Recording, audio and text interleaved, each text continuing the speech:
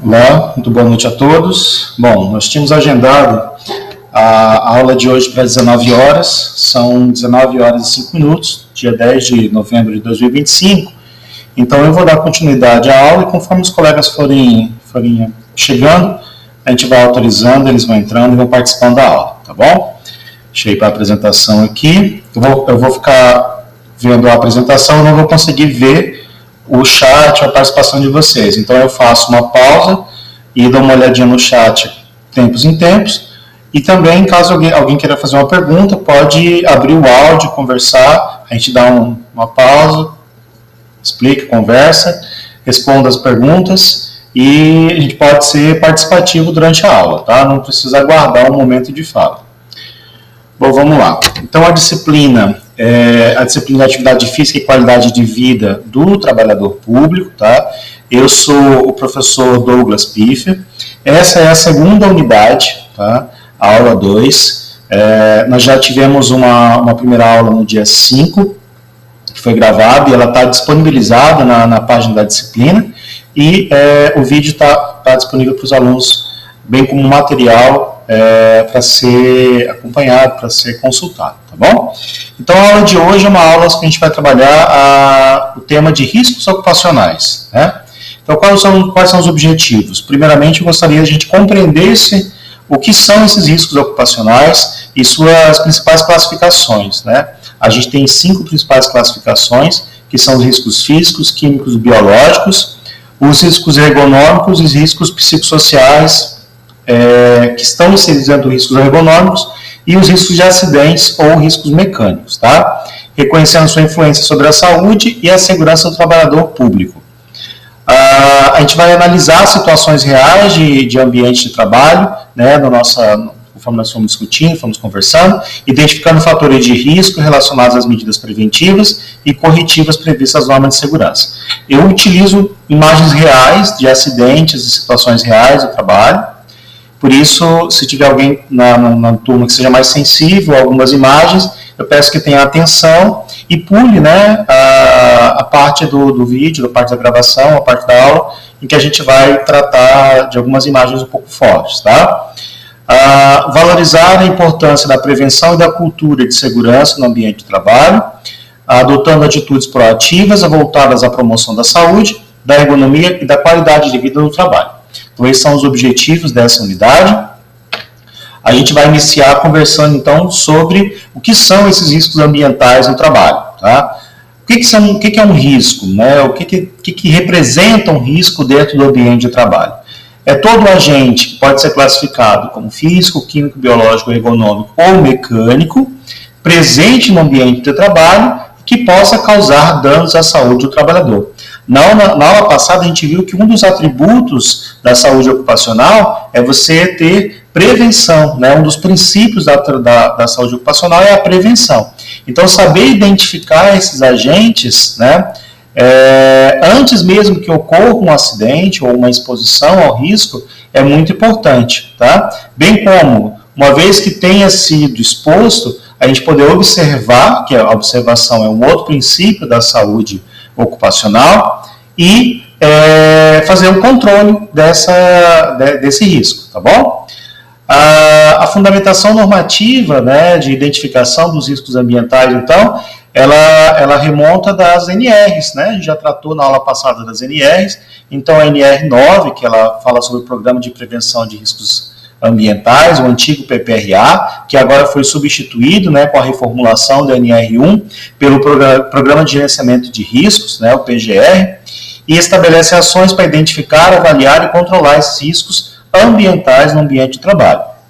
A NR7, que é a NR do PCMSO, né, da saúde, né, do ocupacional, ela complementa o controle a partir da atuação do profissional médico do trabalho na exposição, né, desse colaborador aos agentes de risco ambiental, tá? Então, ele define o monitoramento médico da saúde ocupacional dos trabalhadores exposto a risco. A gente viu que a gente faz isso em 4 momentos, né? No admissional, no periódico, no de retorno às atividades e ainda no demissional, né? Quando a gente assegura que o nosso colaborador está saindo, né, desse tempo de contribuição com a nossa organização. nas mesmas condições de saúde em que adentrou a essa atuação profissional. Ainda ampara-se na Lei 6.514, de 77, e na Portaria 3.214, de 78, que regulamenta a saúde ocupacional, né, na saúde e segurança do trabalho, que é o que significa essa sigla SST, no Brasil. Tá? Vamos lá, então. Classificação dos riscos ambientais. A gente tem alguns marcadores, alguns critérios de identificação que são nacionais, tá? Então, a gente tem aqui, por exemplo, os riscos físicos, que vai estar identificado sempre na cor verde, tá? E que tem esse símbolo aqui, que é o símbolo da emissão de ondas, tá? O grupo 2, que é o grupo dos riscos químicos, ele vai estar sempre identificado, né, as plaquinhas e a identificação no mapa de risco em vermelho, tá? E ele tem esse símbolo aqui do Becker, né, que faz a identificação do risco químico. Eu vou autorizar aqui a entrada. Pronto. Seja bem-vinda, Eliana. A gente já iniciou a aula, tá? Eu vou retornar aos slides agora. Pronto, estou aqui nos slides. Os riscos biológicos, eles são identificados na cor marrom, tá bom? E ele tem o símbolo, né, de identificação dele, o microscópio, tá? Até porque a gente vai observar depois que os principais agentes de risco biológico são aqueles identificados dentro do grupo, né, dos micro-organismos. O risco ergonômico, ele vai estar identificado na cor amarela, tá? E a identificação dele é essa daqui, do homenzinho, tá? E os riscos de acidente, que vão estar identificados na cor azul, tá bom? E ele tem aqui o símbolo universal do perigo, né? Que é a caveirinha e os ossinhos cruzados, tá? Então, esses aqui são símbolos de identificação e cores de identificação dos grupamentos de risco. Tá? Eles vão ser necessários ser identificados nessa cor e por esses símbolos dentro do mapa de risco, né? A gente viu depois, a gente viu na aula passada, que o mapeamento de risco, a identificação desses riscos em cada ambiente de trabalho, ela é essencial para que a gente possa organizar o trabalho e estabelecer medidas de controle, né? Tanto com o uso de EPIs, quanto de equipamentos de proteção coletiva, ou ainda organizando a escala, a organização do trabalho, para que essa exposição, né, seja limitada, seja organizada e exerça sobre a saúde do nosso colaborador o menor risco possível. Tá? Então vamos falar um pouquinho sobre riscos físicos. O que são esses agentes de riscos físicos, né? Eles são os agentes presentes no ambiente de trabalho que pode causar danos à saúde devido à energia transmitida ao corpo humano, né? Lembra lá que o símbolozinho é o símbolo da emissão de ondas, né? Emissão de energia. Então a gente tem aí alguns dessas energias, né? As vibrações, os ruídos, as temperaturas, as pressões, as radiações e a umidade excessiva, tá? Então a gente tem aqui como ruído, né, o ruído excessivo, um risco potencial para perda auditiva induzida, né? O calor provoca exaustão térmica, o frio pode causar hipotermia, né?